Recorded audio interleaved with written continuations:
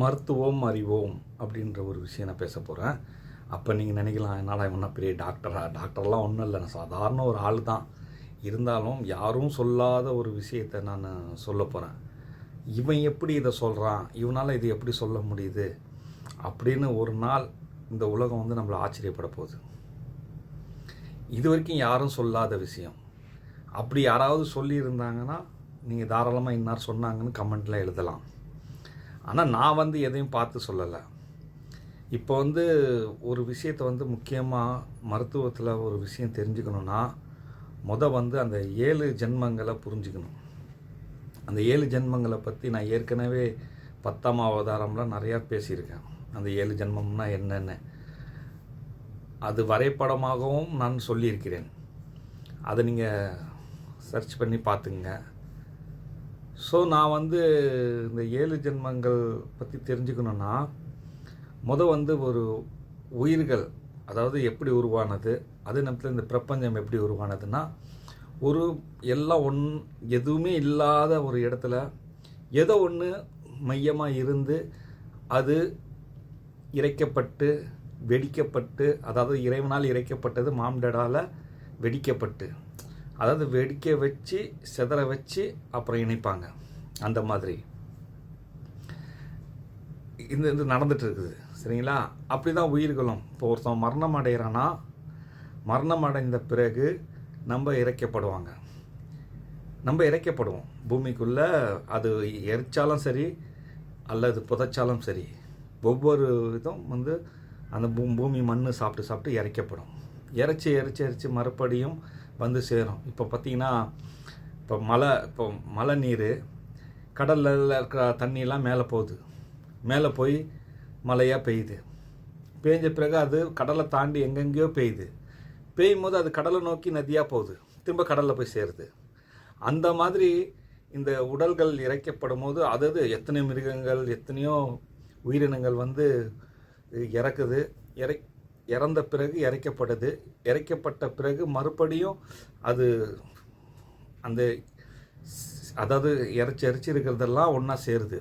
அதாவது அதுக்கான இடத்துல வந்து சேரும், நதி சேர்கிற மாதிரி கடலில் போயிட்டு. இது நல்லா புரிஞ்சுங்க. அப்படி சேரும் பொழுது மறுபடியும் நம்ம மனுஷனாக பிறக்கிறோன்னா, ஏற்கனவே இந்த விட்டமின்ஸ் சக்தி, மனிதனுக்கு தேவையான சக்திகள் எல்லாம் விட்டமின் சொல்கிறோம்னா சாப்பிட மூலமாக நம்மளுக்கு கிடைக்கிதுல்ல.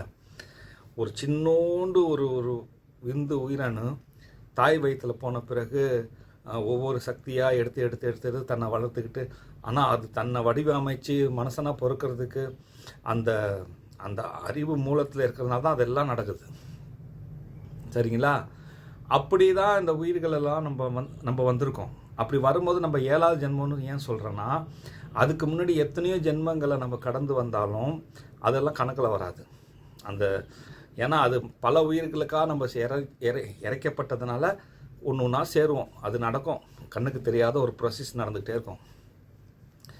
அப்போ நான் வந்து இப்போ பிறகுறேன்னா, உதாரணத்துக்கு என்னையே வச்சுங்க. நான் வந்து எங்கள் அப்பா வயிற்றில் இருந்தேன். சரிங்களா?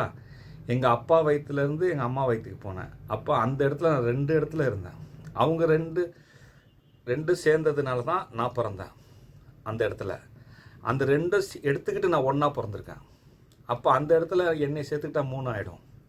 அப்புறம் எங்கள் அம்மாவுடைய அப்பா அம்மா, எங்கள் அப்பாவுடைய அப்பா அம்மா, அங்கே அவங்க 2 இருக்கிறாங்க.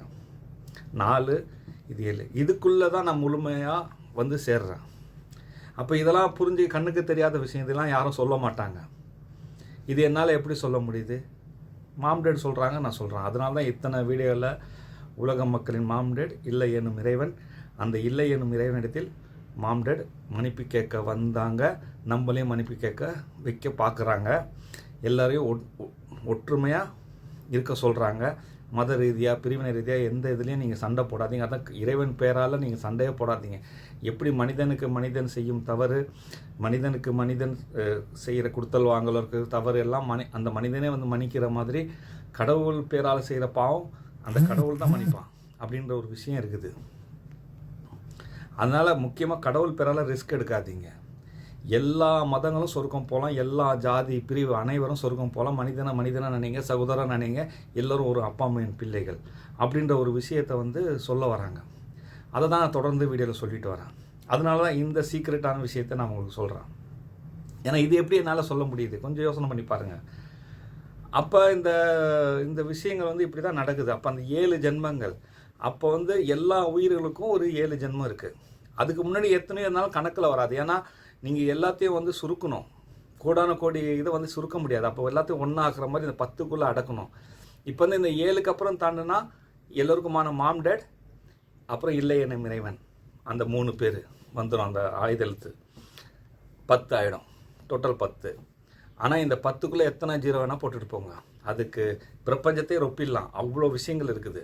ஆனால் அது அவ்வளோ விஷயம் நம்ம எடுத்துக்கிற அளவுக்கு நம்மளுக்கு அறிவு இல்லை. நம்ம வந்து நம்மளுக்கு இந்த உலகத்தில் மொத்தம் இது வரைக்கும் வந்தவர்கள், வரப்போகிறவங்க, இப்போ இருக்கிறவங்க அத்தனை பேர் அறிவும் ஒன்றாக்கி நீங்கள் பார்த்தீங்கனாலும் அதில் கோடியில் ஒரு சின்ன சின்ன இதுதான் நம்ம பார்க்குறோம். புரிஞ்சுங்க, அறிவை புரிஞ்சுங்க. அவ்வளோ அறிவு. நம்மளாம் இந்த உடலாக நீங்கள் பார்க்குற இந்த விஷயம் இருக்குங்களா, அறிவு எல்லாமே அறிவு தான். அவனுக்கு ஒரு அறிவு ஒரு மாதிரி வேலை செய்யும், எனக்கு ஒரு மாதிரி வேலை செய்யும். இந்த உலகமே ஒரு மாதிரி வேலை செஞ்சுட்டு இருக்கோம். அப்படி ஒரு விஷயம். அப்படி ஒரு விஷயம் நடக்கிற இந்த நேரத்தில் இப்போ இந்த 7வது ஜென்மம் அப்படின்னு வர்ற மாதிரி அந்த உயிர்களுக்கும் நோய்களுக்கும் எல்லாத்துக்கும், ஏன்னா நோயை கொண்டு வர்றது ஒரு உயிர். ஒரு உயிர் தான் ஒரு நோயை கொண்டு வருது. பாக்டீரியா சொல்கிறாங்க, வைரஸ் சொல்கிறாங்க. அதுக்கும் ஒரு 7 ஜென்மம் இருக்குது. அப்போ அந்த நோயை ஒழிக்கணும்னா, இப்போ வந்து சில நோய் பார்த்தீங்கன்னா இன்ஸ்டன்ட் வரும். கிளைமேட்னால சேஞ்சஸ்னால இவனுக்கு ஜுரம் இருந்துச்சுப்பா, எனக்கு ஜுரம் தொத்திக்கிச்சு அப்படின்னு ஒரு இன்ஸ்டன்ட் நோய் வரும். அதுக்கு உடனே தீர்வு காணிடுவாங்க. சில வந்து தொத்து நோயாக வரும், அதுக்கும் மருந்து தடவி இது பண்ண. சில பேர் ஜெனட்டிக்னு டாக்டர் சொல்லுவாங்க. உங்கள் அப்பாவுக்கு இருந்துச்சா ஹார்ட் அட்டாக் வந்து டாக்டர் கேட்பாரு, உங்கள் அப்பா வீட்டில் யாருக்காவது இருந்துச்சா ஹார்ட் அட்டாக் உங்கள் அப்பா அம்மாவுக்கு அப்படின்னு. ஏன்னா ஒருவேளை அதனால வந்திருக்குமோ அப்படின்னு. அப்புறம் சக்கரை தான் வரும். இப்போ இது எல்லாமே வருதில்ல, கேன்சரு அப்படின்னு சில நோய்கள் எல்லாம். இந்த நோய்க்கெல்லாம் நிரந்தரமாக ஒரு தீர்வு காணணும், இல்லை எனக்கு நோயே வரக்கூடாது அப்படின்னா இந்த உலகம் எல்லாம் இந்த நோயை ஒழிக்கணும்னா இந்த உலகம் எல்லாம் ஒன்று சேர்ந்து ஒரு உழைப்பு உழைக்கணும். எப்படி பாருங்கள், ஏன்னா அவங்க அண்ணன் தம்பியாக ஒன்று சேர்க்குறாங்க பாருங்கள். இப்போ கொரோனா வைரஸ் வந்தப்போ எல்லாரும் எது இருந்தாலும் ஆலயங்கள்லாம் மூடி, மஸ்ஜித்தை மூடி, மந்திரை மூடி, சர்ச்சுகளை மூடி, எல்லாமே மூடி வீட்டுக்குள்ளே எல்லாம் உட்காந்தாங்க. எல்லாம் ஒரே மாதிரி வேக்சின் போட்டாங்க. அப்போ எல்லாரும் ஒரு இனம் என்றது நம்ம தெரிஞ்சுக்கிட்டோம்ல. இந்த நோய் வந்து அந்த இது காமிச்சிச்சுல, எல்லாரையும் முடியுது. அதுக்கப்புறம் தான் நானே என் மூலமாக மாம் டேட் வெளியே வந்தாங்க. சரிங்களா?